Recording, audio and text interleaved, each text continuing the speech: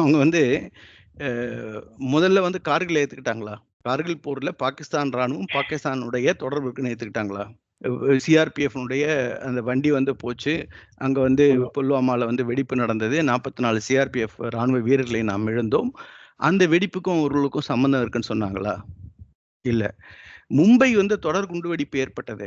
அது வந்து எங்களுடைய தொடர்பு இருக்குன்னு சொன்னாங்களா? இந்தியா எல்லா எவிடன்ஸையும் குடுத்தாங்க. எலக்ட்ரானிக் எவிடன்ஸ்லேருந்து, டிஜிட்டல் எவிடன்ஸ்லேருந்து எல்லா எவிடன்ஸையும் வந்து டோசியர்ஸ் வந்து அவங்களுக்கு குடுத்தாங்க. அது வந்து ஏற்றுக்கொண்டார்களா? இல்ல. சரி. அப்புறம் வந்து பார்லிமென்ட்ல வந்து அட்டாக் நடந்தது. அது வந்து தங்களுடன் ஏத்துக்கொண்டாங்களா? இல்ல. பாகிஸ்தான் தீவிரவாதிகள் இந்தியாவில பிடிபட்டப்ப அவருடைய ஐடென்டிஃபிகேஷன்லேருந்து எல்லாம் நம்ம வந்து அவங்களுக்கு குடுத்தப்ப ஏத்துக்கிட்டாங்களா? இல்ல. கார்கில்ல பாகிஸ்தான் ராணுவ வீரர்கள் உயிரிழந்த சடலங்களை ஏற்றுக்கொள்ள மறுத்துவிட்டார்கள். இது எங்களுடைய வந்து வீரர்கள் கிடையாதுன்னு. அதை விட கோழைத்தனம் எங்கும் எந்த ஒரு நாட்டுக்கும் இருக்காது. அதை நாம் வந்து அந்த மதத்தினுடைய அடிப்படையில் அந்த வீரர்களை நாம் அடக்கம் செய்தோம். மரியாதையோடு அடக்கம் செய்தோம். அவங்க ஏத்துக்கிட்டாங்களா, ஏத்துக்கலையாங்கிறது நமக்கு தேவையில்ல. எங்கேருந்து வருதோ அவருக்கு பதிலடி கொடுப்பதுதான் நம்மளுடைய வேலை.